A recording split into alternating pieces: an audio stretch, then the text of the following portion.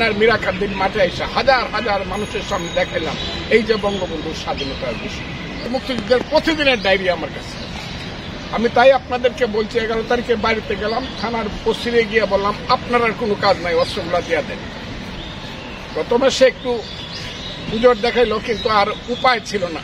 27টা rifle নিলাম, কিছু গাদা বন্দুক ছিল সেইগুলা নিলাম, তারপরে সিভিল গান আনলাম।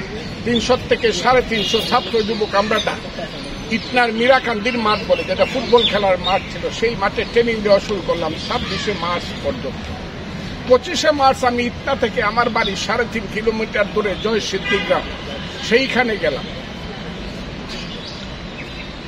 26শে মার্চ আবার আসবো মানে ইটনাতে।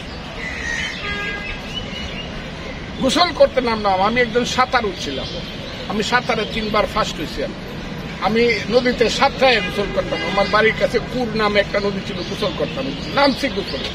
এই সময় ইটনা থেকে নারায়ণ রায় নামে একটা ছেলে আসলো, আইসা বললো তাড়াতাড়ি ইটনায় চলেন। তখন সকাল 7টা বাজে। কি হয়েছে বললো, শাহাবুদ্দিন ভাই মানে শাহাবুদ্দিন ঠাকুর বলছে বঙ্গবন্ধু নাকি স্বাধীনতা ঘোষণা করছে, তাড়াতাড়ি যাইতে হবে। এখন পর্যন্ত কাউকে বলা হয় নাই, আপনি না গেলে ইটনাতে এটা প্রকাশ করা হবে। আমি আমার বড় ভাই বজলুর রহমান ছিল, পরে চেয়ারম্যান ছিল, থানা আওয়ামী লীগের প্রেসিডেন্ট ছিল, তাকে বললাম এই মুহূর্তে মিছিল বাইর করুন।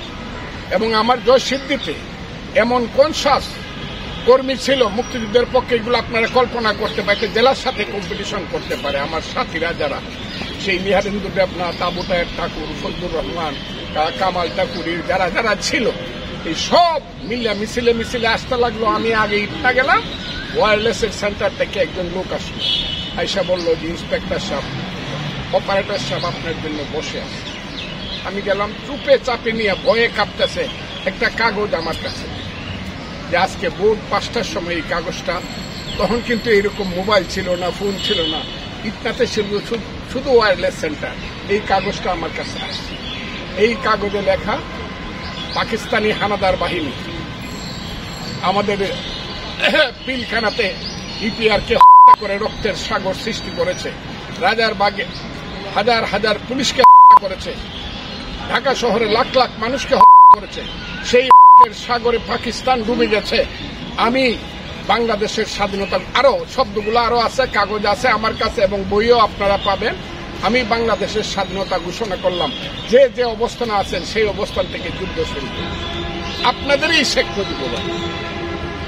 এই কাগজটা আমি হাতে পাইলাম। এই কাগজটা হাতে পাই ইটনার মীরাকান্দির মাঠে এসে হাজার হাজার মানুষের সামনে দেখাইলাম এই যে বঙ্গবন্ধুর স্বাধীনতার ঘোষণা। সেই ঘোষণা হল 26শে মার্চ গেল। 27শে মার্চ মিছিল করে দুপুর বেলায় যখন গিয়ে ইটনাতে একটা দিঘি আছে, এটাকে বলে দিঘি, দেওয়ানবাড়ির দিঘি, সেই দিঘির পারে গিয়ে বসলাম, কারণ চৈত্র মাসের খুব রোদ ছিল। আমরা গিয়ে একটা রেন্টি গাছের, দিঘির একটা রেন্টি গাছের নিচে বসলাম। আমার ডাইন পাশে শাহাবুদ্দিন ঠাকুর, বাম পাশে গোলাম রব্বানী বুলবুল, জিপি ছিল গুরুদয়াল কলেজের। বুলবুলের কাছে সবসময় একটা 3 ব্যান্ড, এটা আমাদের কাছে থাকতোই, কারণ যুদ্ধ শুরু হয়ে গেছে। বুলবুল আমাকে বললো, ফজলু যুদ্ধে নামলাম। আমার যুদ্ধের কথা যদি আপনারা শুনতে চান, আমি প্রতিদিন 26শে মার্চের আগেই যুদ্ধ করছি।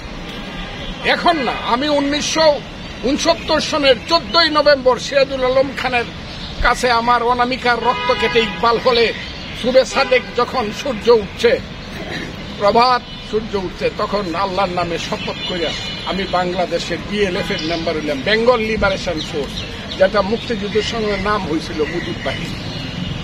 আমি তখন থেকে সেই যুদ্ধ হাজার হাজার ছাত্র জনতার সংগ্রাম। তারপরে যুদ্ধ গেলাম। আরো যদি জানতে চান আমার যুদ্ধ কিভাবে হয়েছে, এটা আমার বললে তো আপনার অনেক দেরি হয়ে যাবে। আমি মাস্ট বললাম, মুজিব বাহিনী যারা, এরার কাছে কোন ধরনের, আমরা তো এর আগে 8000 মুজিব বাহিনী ছিল। আমার কিশোরগঞ্জে আমি কানে কানে গিয়ে 3 থেকে 5 জনের সাথে আলাপ করলাম, বাংলাদেশের স্বাধীনতা হইল। এই কথাটা আমি গোপনে বলতাম। অনেকে আমাকে বলতো ফজলুর রহমান, এখন যখন বলে ফজলুর রহমান খুব কঠিন কথা কয়, সাহসী কথা কয়, অনেকে বলে ফজলুর রহমান খুব উঁচা কথা কয়, তখন ওইটাই বলতো আমারে। আমি বলতাম বাংলাদেশ স্বাধীন হবে, রেডি হোক। 3 থেকে 7 জন মানুষ আমরা 26শে মার্চের আগে মুক্তিযুদ্ধের শপথ নিলাম কিশোরগঞ্জে। আমি নামগুলা বলতে আমার বইয়ে লিখে যেতাম। যেই 7 জন মানুষ আমাকে বিশ্বাস করলো যুদ্ধ হবে, বাংলাদেশ মুক্ত হবে, স্বাধীনতার যুদ্ধ। 7ই মার্চের পরে আমার কাছে অন্তত কোনো ছিল না। আপনি বলবেন যে 14ই মার্চ তাই তো বঙ্গবন্ধু ইয়াহিয়া খানের সঙ্গে এই আপোষ আলোচনা করছে। এই আলোচনা ভিয়েতনামে যখন যুদ্ধ হয় তখন ভিয়েতনামের নেতারা আমেরিকার সাথে হচিমিনো আমেরিকার সাথে ফ্রান্সে বসে আলাপ করছে। এটা সবাই জানে এই যুদ্ধের কোনো শেষ হবে না। এখন যখন যুদ্ধ হইতে ইসরায়েলের ভার্সেস হামাস, মিশরের কথা হইতেছে, কাতারের কথা হইতেছে, আমরা কিন্তু বুঝি এইটার কোনো শেষ নাই। এইটা কোনোদিন আপোষ হবে না। যুদ্ধের সময় সারা পৃথিবীতে এইটা হলো কনভেনশন।